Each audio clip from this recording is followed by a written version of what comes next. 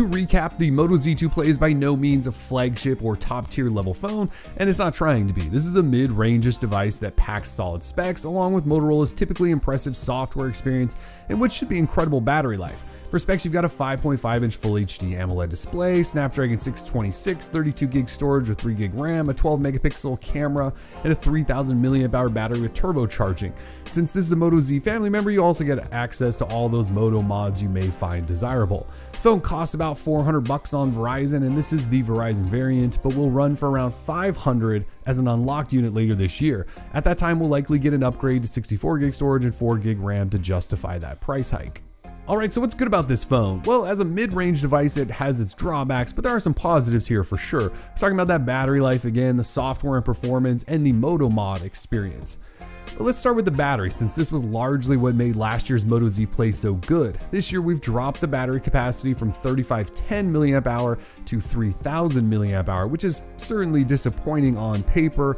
The battery life here is still quite good though, and will get you through a day without worry, but last year we had that crazy almost 2 full day battery life, and that's just not happening here. It's still really good, like 4, 5, 6 hours of screen on time good, it's just dropped in overall time between charges. Let's also not forget that this thing charges fast with included turbocharger, so topping it off should you need to won't be a problem. But again, battery life is still very good, it's just not game changing like it was on last year's Z Play. The software experience is top notch here as well. Motorola is still sticking to its approach of that pure Google-esque Android style with their own custom tweaks thrown alongside it. So you've got Moto Display again with some improvements that make dealing with notifications easier. Moto Voice that has this cool show me command that gives you quick bits of info or access to apps, and Moto Actions to perform tasks like chopping to activate the flashlight, using the fingerprint scanner for navigation, and twisting to launch the camera. Motorola even changed up their launcher, is giving you a Pixel launcher-like experience with Google Now just off to the side once you turn off this other gimmicky ad-filled thing. And the rest is basically stock Android the way us Android purists like it. I do wish there was a nightlight mode offered with a bit more control. There is one, it's just a Moto Action that lacks most controls. And there are some minor things like this odd auto rotate switch. For the most part, it's all good, we just have to hope that Motorola will push timely updates to it. As of this review, it's already 2 months behind on security patches. Now, as I mentioned earlier, this is a Z family member, so Moto mods are there if you want them.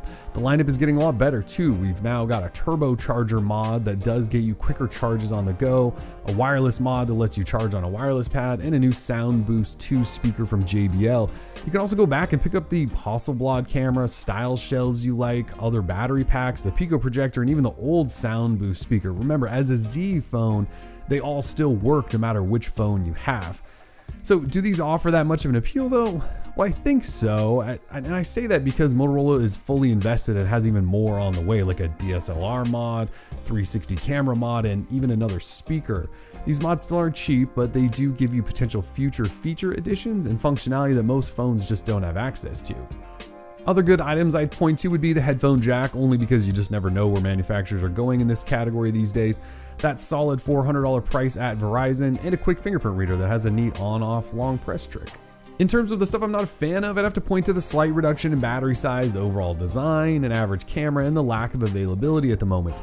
Now, I know I just praised the phone's battery life for the most part, it's just that last year's phone was the king, and you hope that that title carries over to the next one.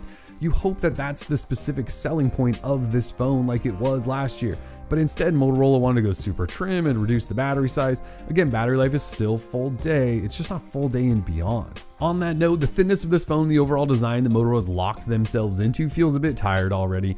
You see, Moto wants their Moto mods to work with up to 3 years worth of phones. So this is the design we get, which is the same design from last year and will likely be the same design next year. It's not a terrible design, it's just not fresh or new at this point.